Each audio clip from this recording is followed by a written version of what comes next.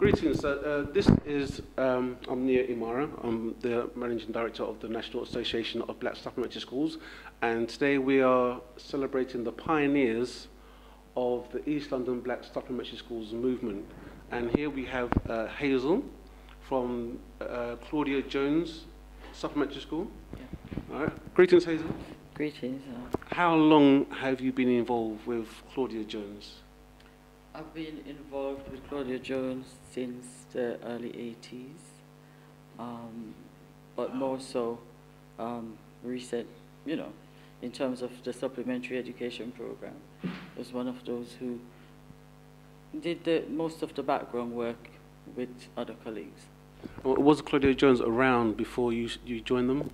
Claudia Jones came out of what was Hackney Black Women's Organization, and as that kind of went through some changes, Claudia Jones was the outcome from that particular body of people, and we are in our 30th year as Claudia Jones Organization. In your 30th year? Yeah. Wow. This year we celebrated 30 years. Excellent, excellent. So what made you get involved with the Claudia Jones Supplementary School? I was involved with the organization through Yvette Thomas, who at some point was a member of the original organization and ran a small supplementary school from her front room. And so I think she and others were instrumental in establishing the organization.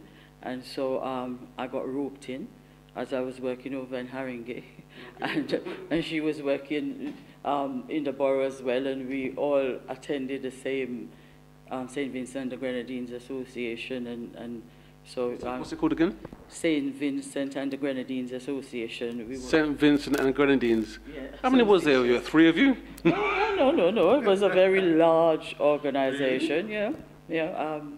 And so we were on the youth section, and so we tried to organize various things for the young people, and so I got roped in by her to help with the building works at Claudia Jones and do their wages and, you know, those kinds of things. Yeah. So you was part of a youth wing?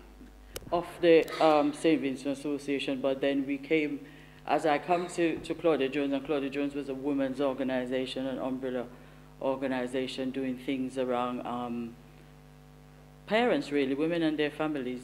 Okay. And so as I started there, we had a youth exchange to the Caribbean, brought some people over, and eventually started doing some work with them. And then one of the summers, decided to do some questionnaires down at Ridley Road Market to see what people in the community wanted, whether for themselves or for children. And so in 1986, we had our first summer school. And that's based on what the people want in the local area. So you did your market research, and this is what they said they wanted. Mm-hmm. And so the summer school was born, and we had that upstairs Newington there at the old fire station on Brook Road. Because we felt kids were losing out during school holidays, when after 6 weeks and they were already failing, we are told. So this is like the early 80s still? Yeah. And then they were talking about the black children failing in schools. Mm-hmm. Yeah. I think, having said that, I think before Claudia Jones summer school, I was kind of in the shadows with things over in Haringey where I live, because I know young people there, and others had started their own, education, supplementary schools. So I think it was the time when everybody felt, well, our children were given some rough ridings, I must say. In the mainstream school? Yeah, and wanted to do something about that. Did you hear some horror stories from mainstream schools? Well, we had horror stories. We had ESN schools. We had all sorts of... You had special needs schools? Well, I suppose it was special educational needs, and... I think they probably had a different name back then. Yeah.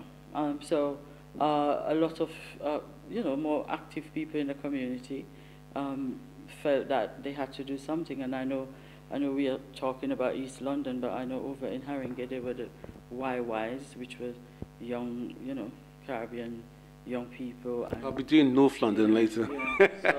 Yeah, so, I think it was the time when people felt they had to do something for themselves. Well, it's good that people are stepping up. They see what the problem is, and they're stepping up, and they're prepared to be active in finding a solution, which is what is needed. We can moan and groan until the cows come home, but at some point we have to get up and do something. So that was really good. And you was part of a youth, and so the elders who were involved, they brought through the younger people. Yeah, I think more so. I think before we had the summer school, I think it was a lot of things that people were wanting, and most of all to us, because Claudia Jones was about education, vis-a-vis whether it's health, social, cultural, or formal education, and so we had to start somewhere. And so the summer school was the initial educational program that we established. And so my colleague Patricia Harding, she's a barrister, she's now out in Anguilla. We both kind of worked tirelessly trying to establish something what we thought would have been lasting. Once there is a need, then we were hoping to fill that need. But along the way, there was lots of other people who helped in establishing the program and making it what it eventually came. So we had people like Sister Anesta, who is better known as Verlin Baptiste. We had people like Dr. Morgan Dalfinis, who helped us because we were also doing teaching patois, but it was the kind of Creole, St. Lucian and Dominican type. Does that have a French influence? Yeah. And so give me a blast, come on. No, I'm not good with that. I'm from the Eastern Caribbean, and we don't go that far with the patois. Okay. Yeah. So we along the way we've had numbers of people who have really helped in shaping the supplementary school. And they are part of the pioneers of the East London supplementary schools. Any others you can remember? I know there were other supplementary schools along the way. People there was Dimbali Supplementary School. There are other things happening, but I think more so in those days people were all more, how should I say? I wouldn't say they were more conscious. I think to me, people were more worried. They had concerns, and knowing that people coming from the Caribbean came with a purpose, and they know who they were and what they were about and what they wanted to achieve. But when they start sending for some of their children from the Caribbean, I don't know if it was a language thing or the education system wasn't ready. Probably a cultural thing. It's a bit of a culture blast. Yeah, and they weren't ready for us in their midst. So I suppose they thought, well, what can we do with these people? They can't fit into the mainstream. So some of them, they had to send them off to other schools, and people, took objections to that. But there wasn't much in the sense of you needed an education, but felt that they had to supplement that education or complement it in some way. And I think, over the years we've seen a number of supplementary schools came about and got established in East London. I think even from ourselves, numbers of the teachers whom we had employed, and some of them contributed their time voluntarily, they too went off and established their own supplementary schools in different parts of.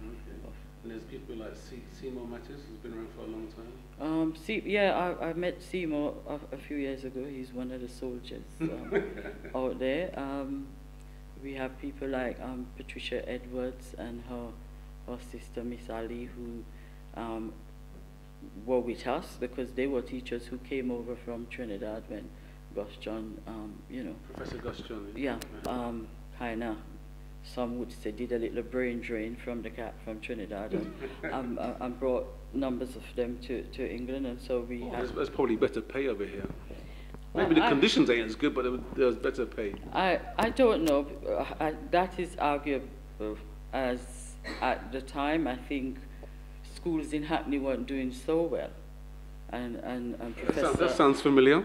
And Professor Gus John was at the helm of education here, and I suppose he felt that, you know, we've got professionals in the Caribbean who seem to have far less resource than people have in England, and they were achieving good things with the students they have, and so he brought some of them over, and so they were welcome at Claudia Jones. Numbers of them assisted with our Saturday school, and also it was a time when the good sorry, that had sorry. Give us some water. Yeah, I think I better. Pause, please. Wake up.